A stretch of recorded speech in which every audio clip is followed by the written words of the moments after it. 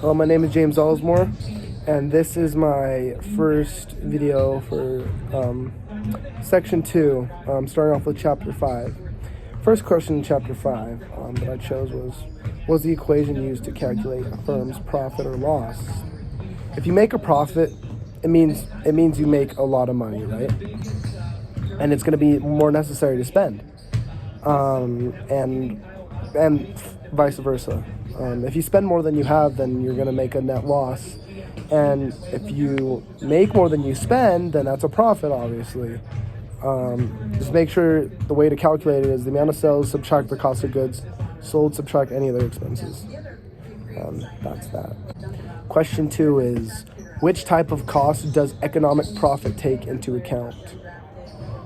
The two types of costs are explicit costs and implicit costs.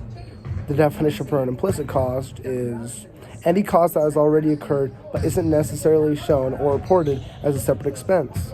The definition for explicit cost is the normal business costs that appear in general ledger and directly affect a company's profitability.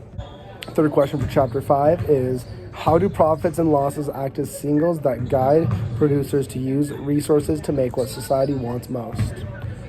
What I said for that was, profits and losses signal a need for adjustment in the market supply.